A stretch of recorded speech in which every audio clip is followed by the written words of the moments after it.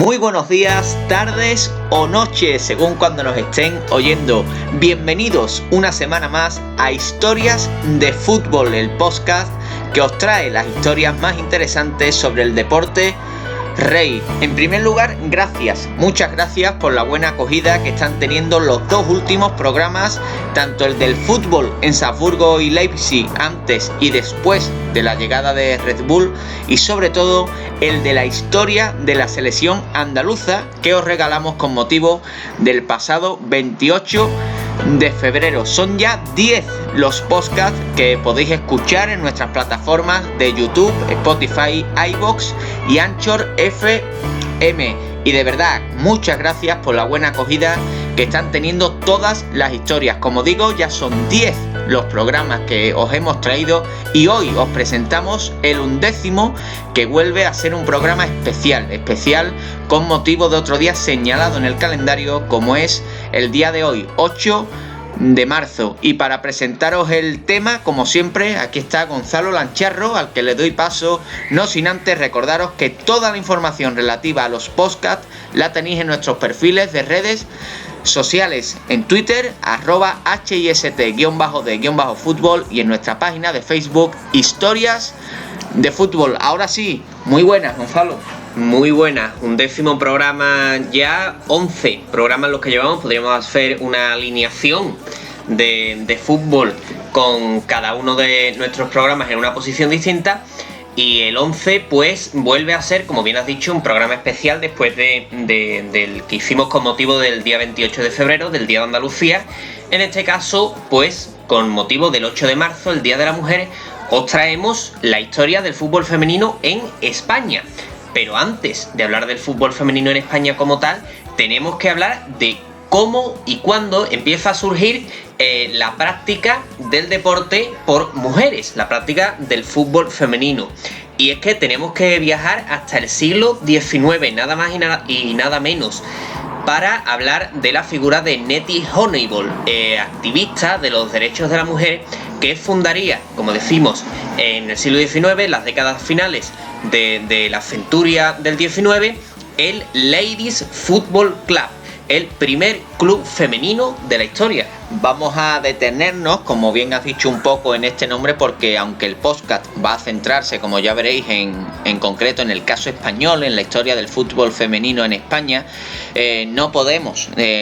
hablar de fútbol femenino y de su historia sin citar a esta mujer, a esta activista de los derechos femeninos, y dejar testimonio, como decimos, del enorme paso que dio esta mujer, Nettie Honeyball, en una época donde evidentemente era mucho más difícil llevar a cabo este tipo de iniciativas que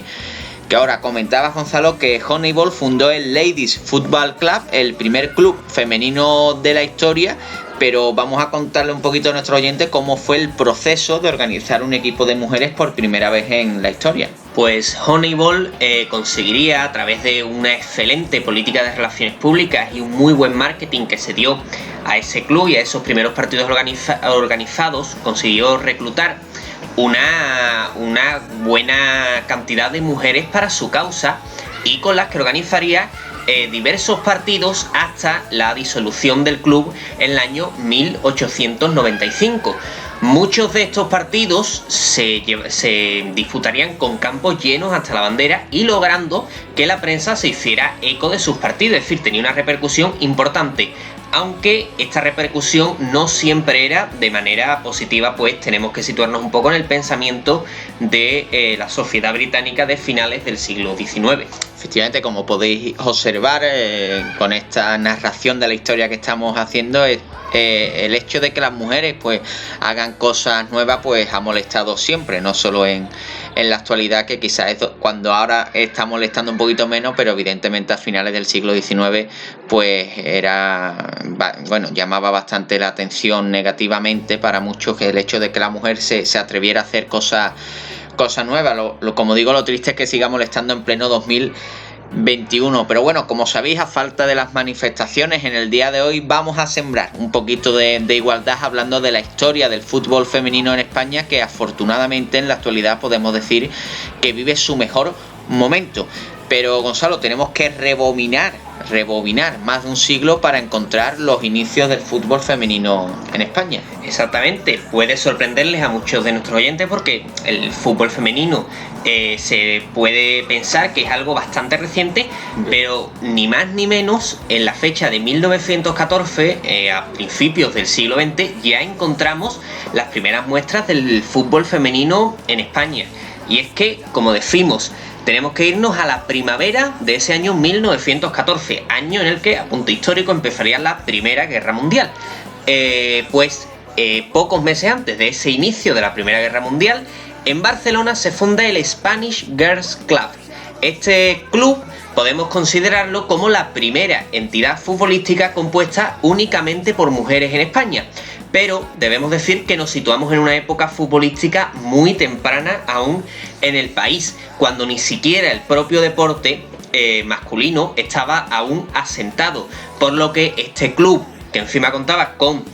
los prejuicios de la época, se vio abocado pocos meses después de su constitución a la desaparición debido a la poca repercusión y apoyo que tuvo por parte de la prensa y de la propia afición futbolística de la ciudad condal, que pues parecía aún no estar preparada para acoger un club de fútbol femenino. No obstante, Gonzalo, deben saber nuestros oyentes que durante el poco tiempo de vida que tuvo este Spanish Girl Club, pues daría tiempo a que se disputara el primer partido de fútbol femenino del que se tiene constancia hasta el momento en España. Un primer partido de fútbol femenino en España que fue disputado concretamente entre dos equipos pertenecientes a la misma entidad en el campo situado en la calle Industria de Barcelona, un partido que fue disputado en beneficio de la Federación Femenina contra la Tuberculosis. Este partido, que finalizó con resultado de 1-2, pues bueno, es cierto que no levantó una gran expectación en el momento, pero podemos decir que siempre será recordado por ser la primera vez que 22 mujeres disputaban un partido de fútbol siguiendo las reglas de la Federación Inglesa. Efectivamente, pero desgraciadamente tras esta desaparición temprana del Spanish Girls Club, tendríamos que esperar hasta los años 70, ni más ni menos, casi 50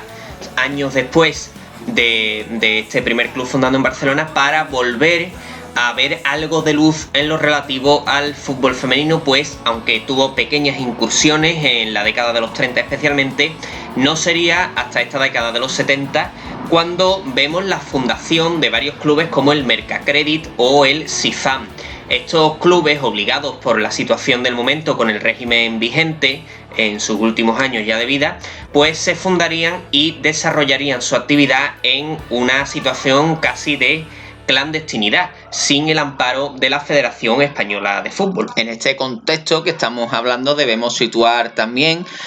un partido amistoso disputado entre los combinados nacionales femeninos de España y de Portugal, un partido que se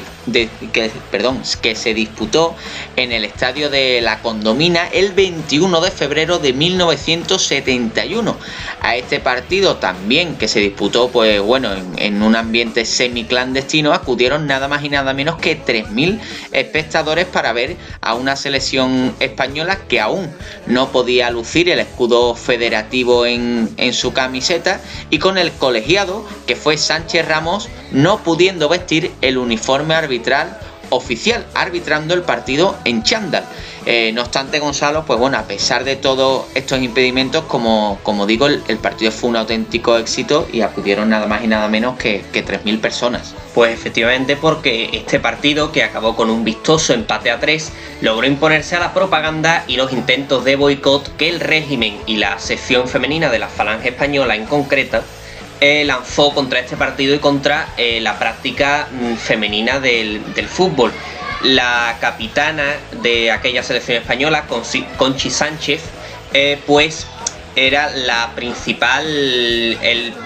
diana a la que se lanzaban todos estos ataques y todas estas intentos de boicot por parte de las autoridades. Pero finalmente, como decimos, el partido se disputó y se puede considerar todo un hito para el fútbol femenino nacional, la simple disputa de este partido internacional. Debemos comentar que la situación del fútbol femenino era bastante similar en el resto de los países occidentales, pues aunque España en esta situación estaba acentuada incluso aún más por el régimen político del momento, ya que nos encontrábamos en una dictadura, la Federación Inglesa no admitió la rama femenina del fútbol hasta el año 1969, momento en el que la UEFA insta a las federaciones asociadas a promover, ahora sí, la apertura del fútbol a las mujeres.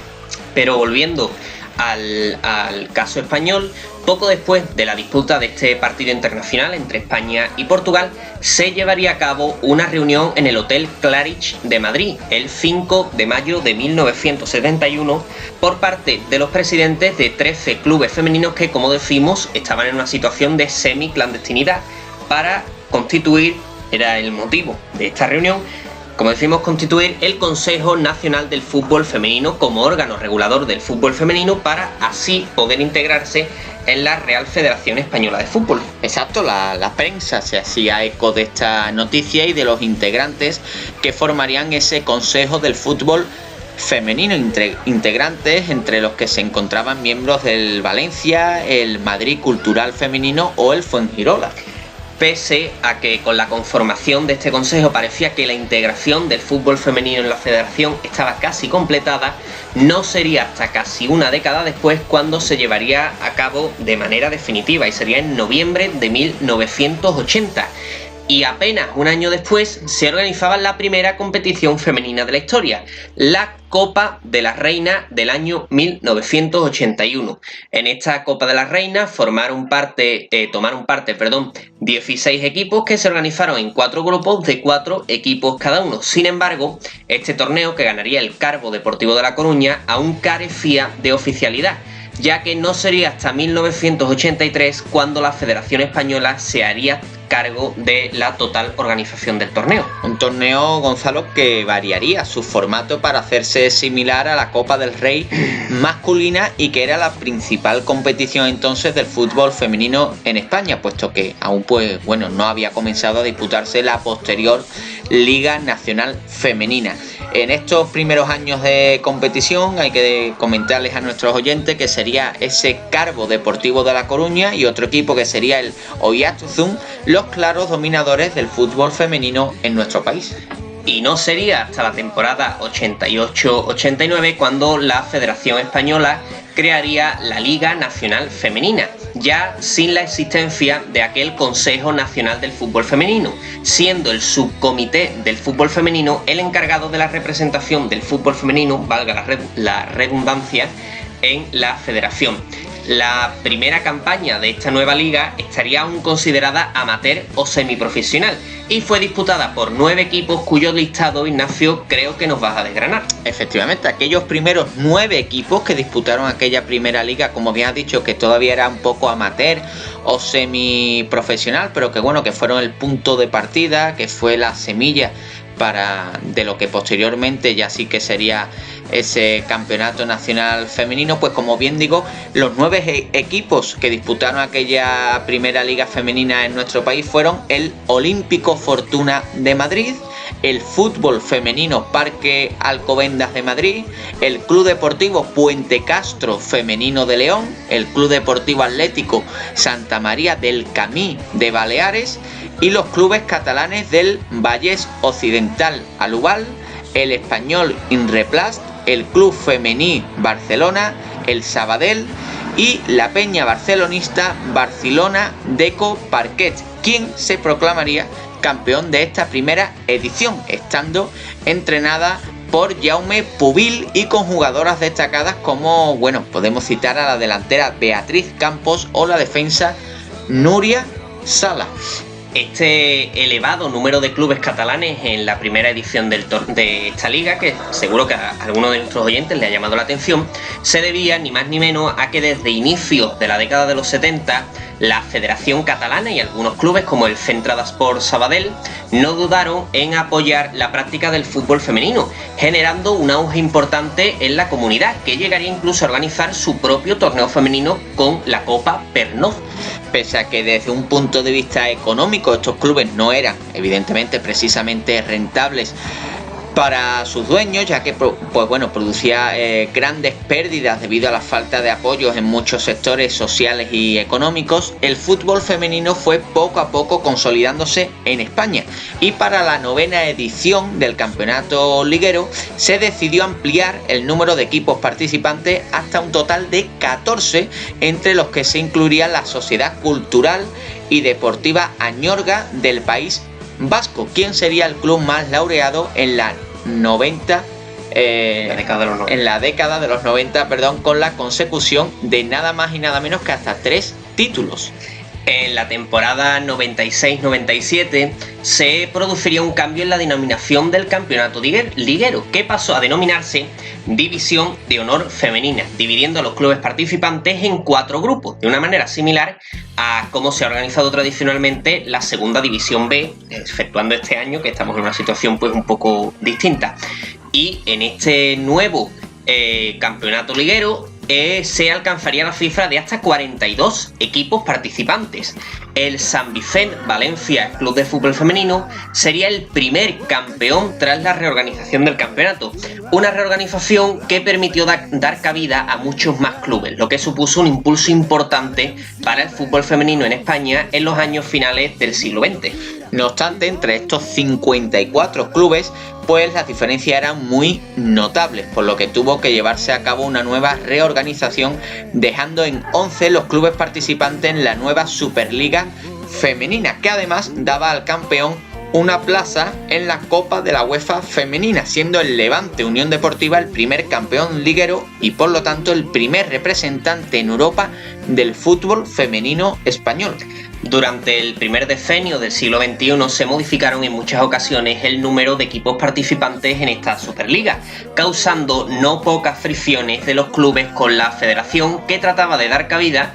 a los clubes que por entonces disputaban la primera división masculina, cuando en realidad únicamente el Sevilla Fútbol Club y el Real Valladolid estaban interesados de manera activa en entrar a formar parte del fútbol femenino. Finalmente, todos estos cambios de formatos en la competición darían lugar a la primera división femenina, organizada por la Liga, presidida actualmente por Javier Tebas. Sin embargo, hay que decir que esto supuso el inicio de un conflicto entre la Real Federación Española de Fútbol y la Liga por el control del fútbol femenino, un conflicto que aún se mantiene a día de hoy. Y pues ya llegando prácticamente hasta la actualidad, debemos de decir que no sería hasta la temporada 19-20, es decir, la temporada pasada, cuando se profesionalizaría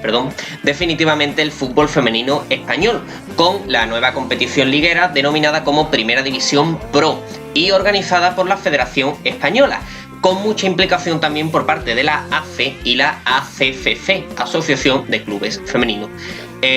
También, a la vez que este nuevo campeonato liguero, se crearía la Supercopa de España, disputada de manera y en fechas similares a la masculina. Esta profesionalización del fútbol femenino viene muy de la mano con las políticas de igualdad que se están llevando a cabo por el gobierno en los últimos años, siendo la presidenta del Consejo Superior de Deportes actualmente Irene Lozano, una figura que podemos denominar como clave en todo este proceso, y una política, Irene Lozano, que está sirviendo de mediadora en estas disputas que,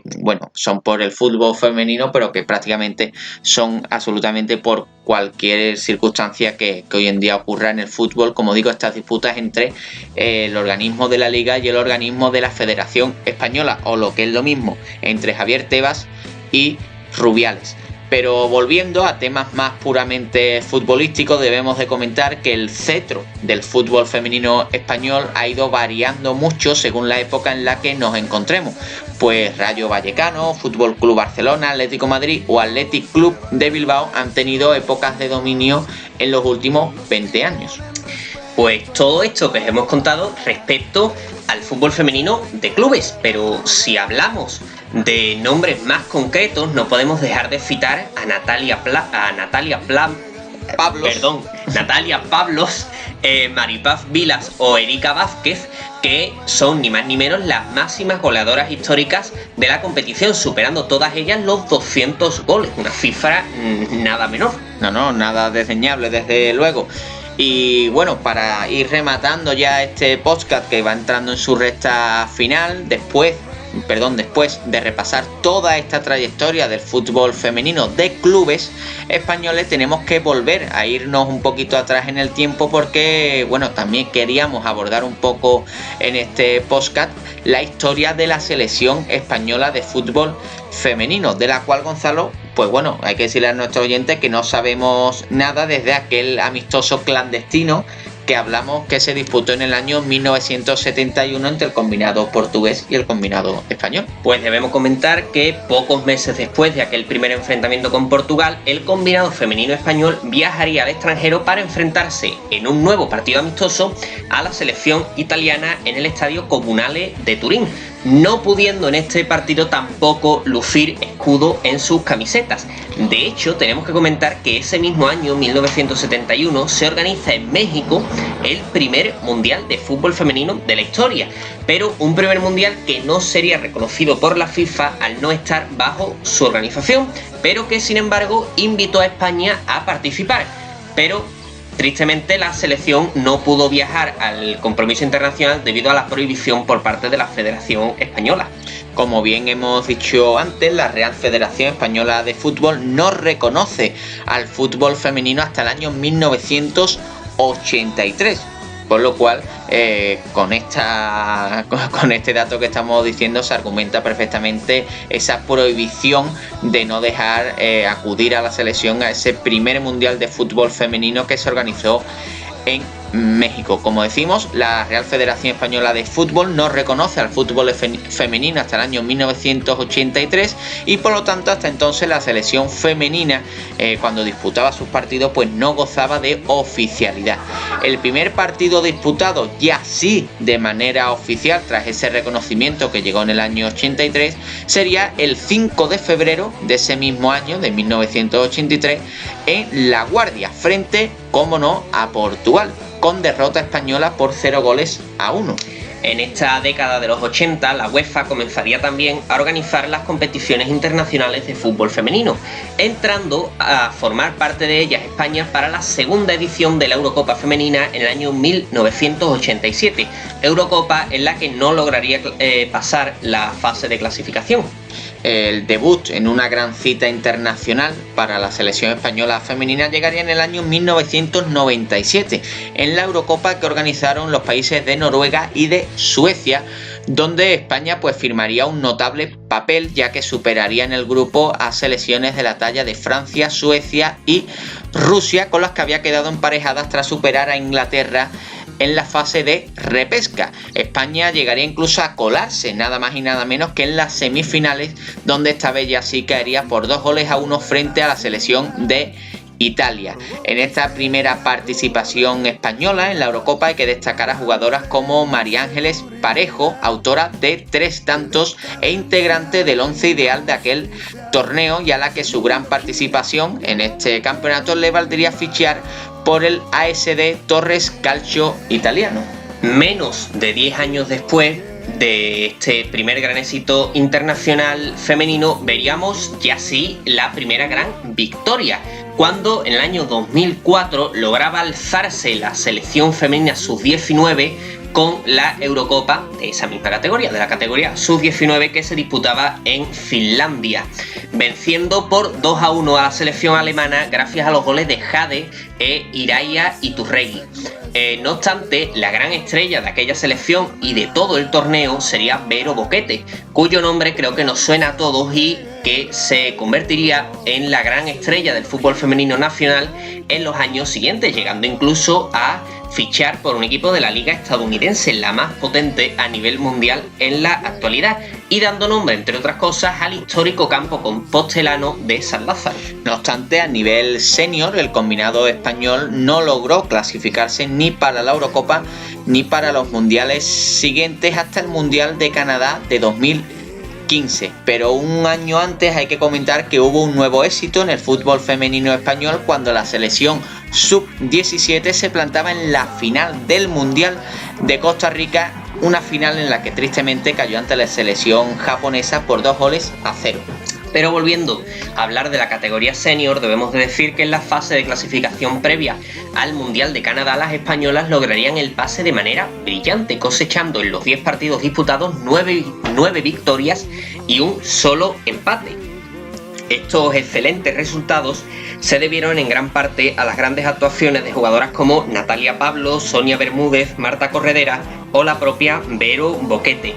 En el debut mundialista, España quedaría encuadrada en el grupo E con Costa Rica, Brasil y Corea del Sur, debutando en Montreal con un empate a 1 con la selección costarricense, siendo este el único punto que lograría sumar en el torneo y por tanto quedando eliminadas en la fase de grupos. Esta mediocre actuación, que todo hay que decirlo, que tuvo la selección española, pues tendría sus consecuencias, ya que poco después de la eliminación las jugadoras emitirían un comunicado en el que pedían unánimemente la dimisión de Ignacio Quereda como seleccionador, a lo que